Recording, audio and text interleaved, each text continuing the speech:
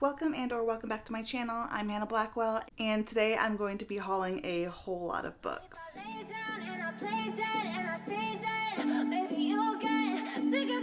Thank you so much for joining me today. I am pretty excited to have recently hauled a lot of amazing books.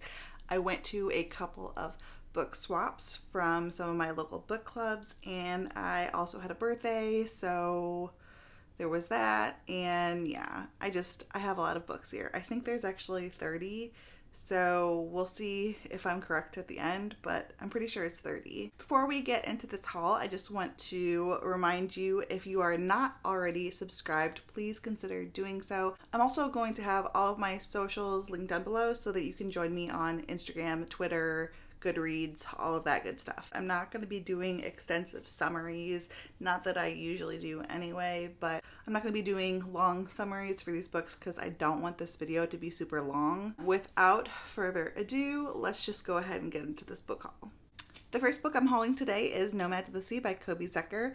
This is the first book in an epic fantasy series that was self-published or independently published. I think it was self-published.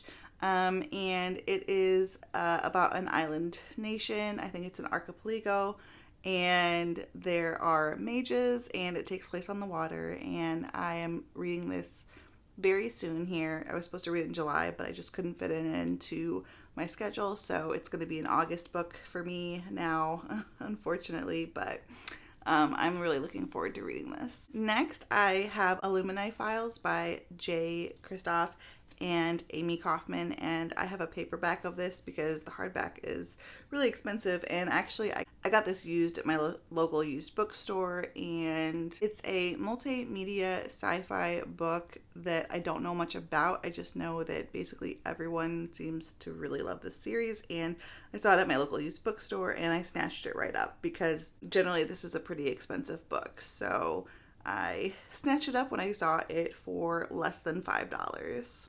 Next, I have a gift from my mother, one of a few books that she got me, and that is Legends and Lattes by Travis Baldry. And this is a cozy fantasy about two female orcs that open up a coffee shop. There's a little bit of a sapphic romance in it, and I've just heard that it's all about the vibes, and it's just a beautiful little story. I cannot wait to read it. I am having serious FOMO because I feel like everyone and their mother has been reading this book except for me. Next, I have a thriller that I have actually DNF'd. This was not on my soft DNF video, and I'm not sure why. I think maybe it didn't end up on my Goodreads list.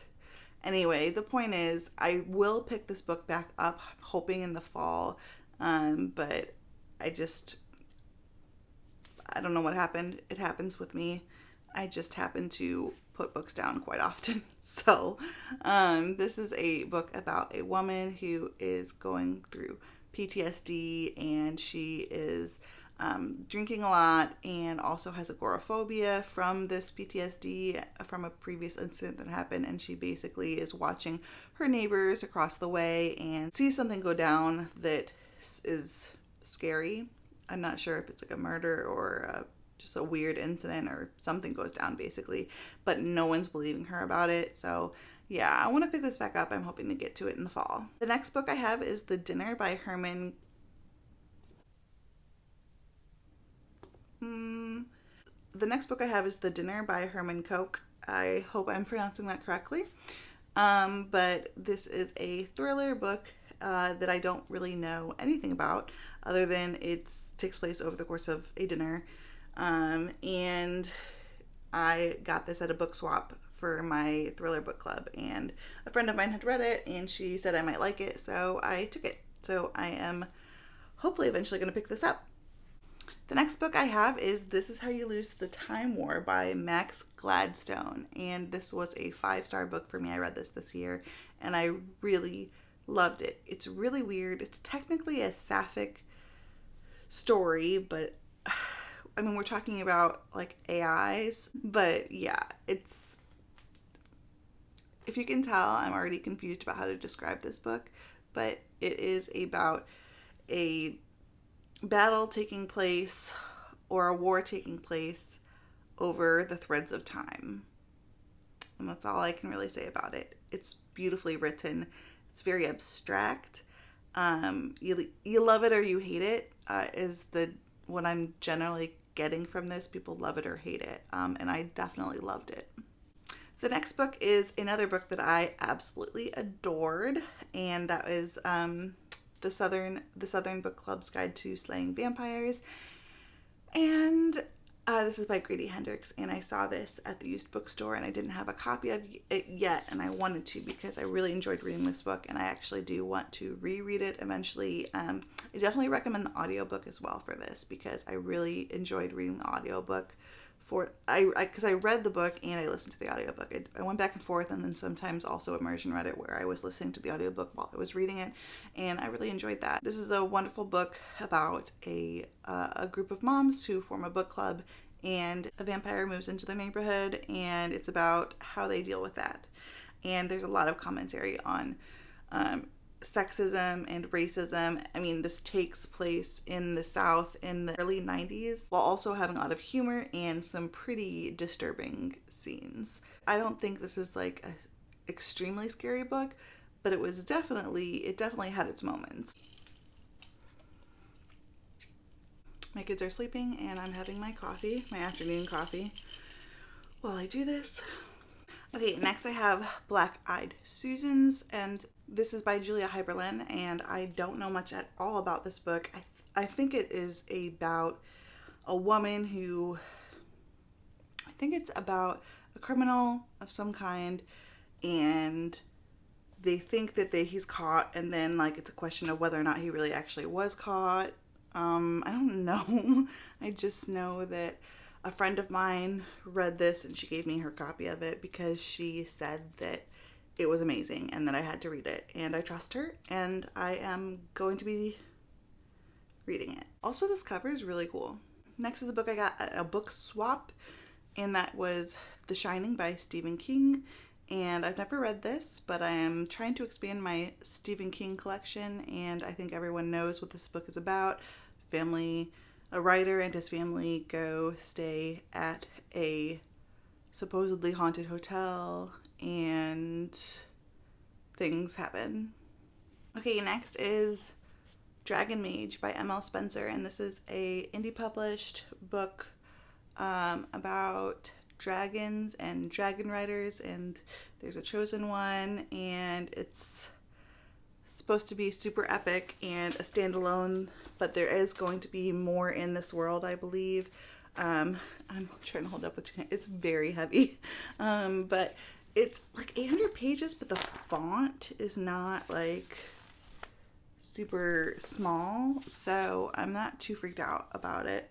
But we're actually reading this book for my book club, Femmes Afictionados, and I will link all of the information down below for that. But this is the August and September pick. We'll have our live show in early October, and so I'm definitely going to be getting to this book in the next 2 months. Y'all missed it. I just spent like 3 minutes trying to get the sticker off this book. The people who put stickers on the front covers of books, like, there's a special place in hell for them. I'm just saying.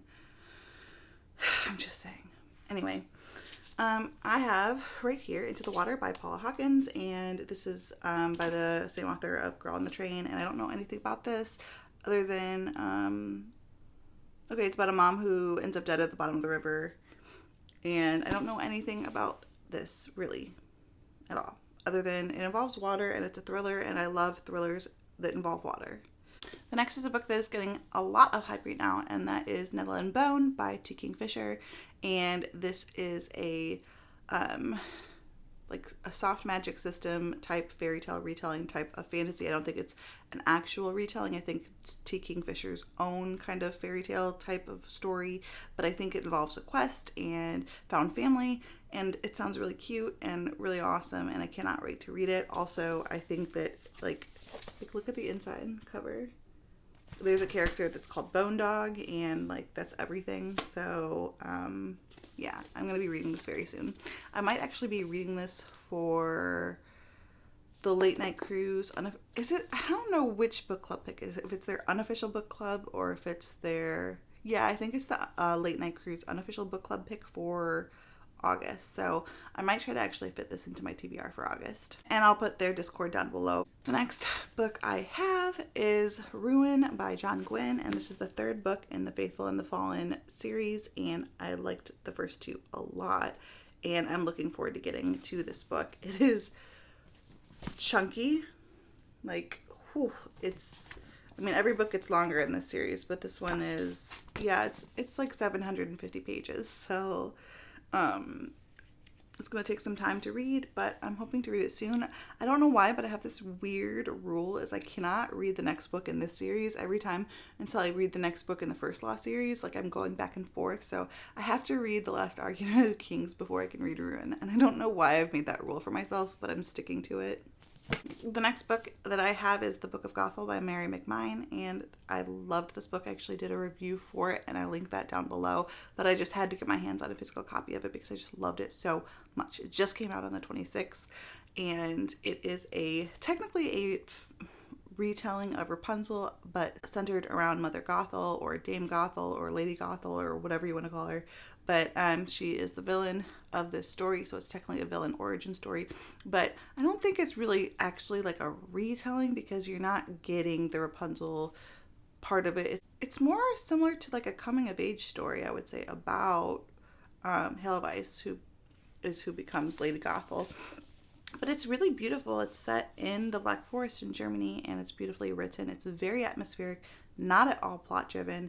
There is very little plot. It's character driven and atmosphere driven, and it's a beautiful read. I loved this book so much, and I'm hoping to actually be able to reread it in the fall. We'll see if I can actually fit it in. The next book I have here is Assassin's Blade by Sarah J. Maas, and I tried to read Throne of Glass, but it didn't really work for me. I think I DNF'd it after like 20 pages because it just wasn't working for me. It put you right in there. It was plot driven, but it also, it's just, yeah, I felt like it was lacking in backstory, but that's exactly what this book gives us, and that is the origins of some of the characters from Throne of Glass. So I was told that if you don't like Throne of Glass, or you weren't like enjoying it when you were trying to read it, to try by starting with Assassin's Blade. And so that's what I'm going to do, because I really liked ACOTAR, and I've been like, okay, pretty good with Crescent City. I'm not loving it, but it's not 5-star, but I've given both of the books in the Crescent City series 4 stars, and so I would like to try Throne of Glass, but I'm just not a huge YA reader, so I was thinking that was kind of the issue. But yeah, like I said, I was told to just go ahead and start with Assassin's Blade and try it that way. I have a really popular book right now, and that's it's a graphic novel, and it's Lore Olympus, and this is the first one, and this is volume 1. It's by Rachel Smith. This is actually like a webtoon comic that is free to read online, and it's a bind up of I don't know how many of the first books, but it's got really pretty artwork.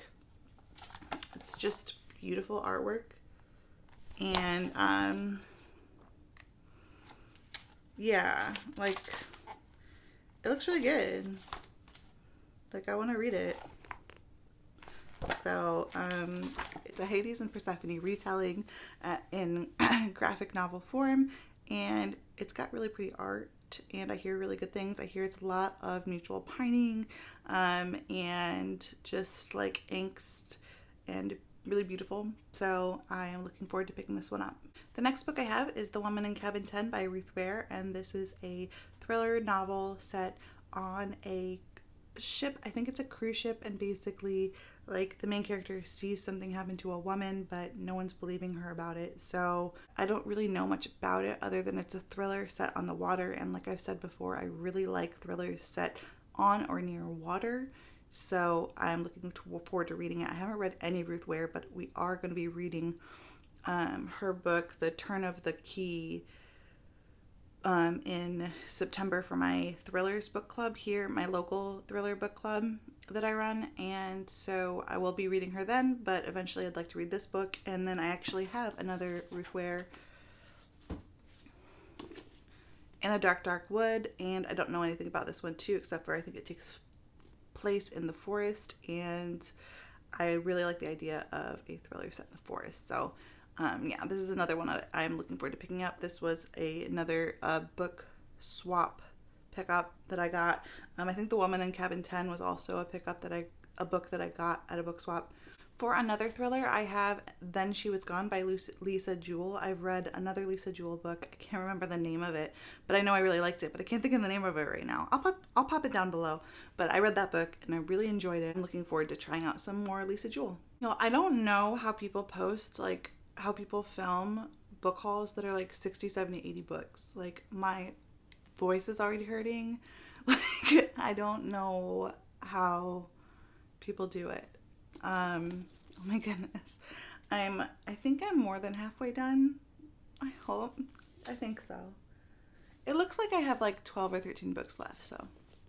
The next book is Mexican Gothic by Silvia Moreno Garcia, and I got this book at a book swap, and it is a book I've already read and really enjoyed. I gave it 5 stars. I read it in the fall of last year, and it is beautiful. It is set in Mexico. It's got Gothic feels. It's about a girl whose cousin marries a guy who lives in this big Gothic mansion in like another area of Mexico, set in the 50s. If I didn't already mention that, it's set in the 50s. And anyway, so the girl's cousin sends her a letter basically saying that she's, scared and or sick or something like that. And so the main character's father sends her to go check on her cousin, and things are just weird at this big Gothic mansion. Things are just really weird. And so the book follows that story, and it's so atmospheric and so creepy and so gross at times. It's really, really great. I totally recommend reading this book in October, because that'd be like the perfect time to read it. Another creepy book, but one I haven't read yet, is Slewfoot by Brom, and Brom is an illustrator who also writes, and I've never read anything by him before, but the illustrations in here are so creepy, and I've also heard from Riley Marie that that it's really, really good, and it has like the witch vibes, if you've seen The Witch, and so it's got those vibes, and I did see The Witch and I really liked it. So I can't wait to read this. Hopefully, I'm thinking maybe in October, we'll see, but I definitely want to read it this fall when I'm feeling like getting into the spooky mood. Next, I have Sword Heart by T. Kingfisher, yet another book that I heard about from Riley Marie, and that is because this looks to be her favorite like fantasy romance of the year so far, and it sounds really wonderful. And so I don't really know much about it other than it is a fantasy romance. And everyone's talking about T. Kingfisher right now, and I'm feeling left out. I'm having FOMO. I want to read a bunch of T. Kingfisher. I also own The Hollow Places, so I want to read that as well. But yeah, I hear this is really good fantasy romance, and y'all know I love my fantasy romance, so looking to pick this up very soon. It's also got a very soft cover. I love it. It's like velvet.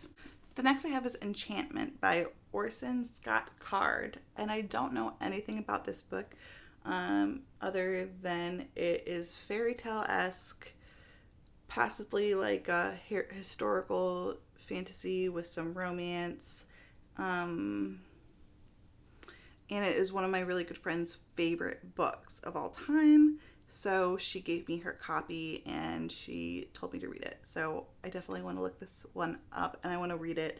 The cover is really pretty, but I don't really know anything about it other than it's got a beautiful cover and it's my friend's favorite book.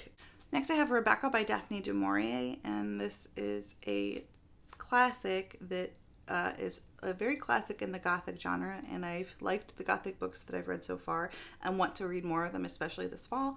So I definitely want to try this one out. I think that people say that Mexican Gothic is for people that like Rebecca, so because I'm hoping that it works that way in reverse as well, because I liked Mexican Gothic, hopefully I will like Rebecca. I don't know much about it other than it's about a woman who marries a man and things aren't necessarily as they seem. Next I have The Pariah by Anthony Ryan, and this is an epic fantasy book that is about a search for vengeance, and there's politics and intrigue and war and thieves and betrayal and lots of like epic fantasy buzzwords, and so I've heard a lot also about this series. I've heard wonderful things. I think Patrick really liked it. You know, I was thinking from the cover, like whenever people show it, like you can't see, but like it looks like a real person, but when you look at it, it actually looks like an oil painting. I'm liking the cover. I didn't really like the cover for this book. I was talking to Cassidy from Covers with Cassidy about this because she really likes this cover. And now I kind of see why, because actually it's more like an oil painting. And it's really pretty. It's hard to see on the screen, like whenever I've looked at it on Goodreads or on YouTube. You can't see the detail, but looking at it close up, you can see that there's actually details in his hands and all over the whole picture that make it look like an oil painting. It's really pretty. And so yeah, I didn't think I liked this cover, but I actually do. This is Ninth Reign by Leigh Bardugo, and this book has been like a total booktube darling, set at a university's dark academia but with magic. And I'm not really into the super pretentious dark academia that I've tried to read before, like IDNF's Secret History, because I didn't like the pretension. But I really liked Naomi Novik's Skullman's series. Well, at least the first book. I only read the first book in that, called A Deadly Education, because that was like dark academia but with magic fantasy. So I'm thinking, because there's paranormal elements, I will like this, though I do hear that there are a lot of dark things that go down in this book. So before you pick it up, definitely check the trigger warnings, because I hear there's a lot of them for this book. The next book I have is Girl on the Train, and this is by Paula Hawkins, and this is a book about a girl on the train. I don't know what this book is about. I just know that it's a very, very, very popular thriller. It is way high up there on the Goodreads read shelf. I mean, everyone and their mom has already read it, except for me, obviously. The next two books I'm actually going to show together because they're books 2 and 3 in a series that I already own the first book in. The series is called The Queens of Renthia, and it is a fantasy series where the forest is somehow sentient or powerful, and there's witches and I think a magic school as well. And it sounds really good. I've heard wonderful things. Finally, we're on the last book here, and that is My Best Friend's Exorcism by Grady Hendrix. I really liked the Southern Book Club's Guide to Slaying Vampires, but I haven't read anything else by Grady Hendrix, so I figured the logical next one to pick up would be My Best Friend's Exorcism, because it actually takes place in the same neighborhood, I believe, but like 5 or 10 years prior. This takes place in the 80s. It's about teenage girls, one of which is somehow possessed by a demon, and I think it has a lot of commentary on like friendship, and I love friendship stories, so I think I'm really gonna like it. Okay, so that was 29 books. That's a lot. And so thank you guys for sticking around and watching this. If you have, go ahead and put like a book emoji down below if you want to let me know that you stuck it out to the end. If you like this video, go ahead and click the like button, and if you're not already subscribed, please consider doing so. You can click the notification bell if you want to be notified every time I post new videos, and I'd love to hear from you. Please let me know if you've read any of these books and which book I should pick up first, or if there's any of these books on here that you also want to read. I'm going to go ahead and post my socials down below if you want to follow me on Instagram, Goodreads, or Twitter. Until next time, fellow readers, keep reading and living your best life. Try to stay strong and fake a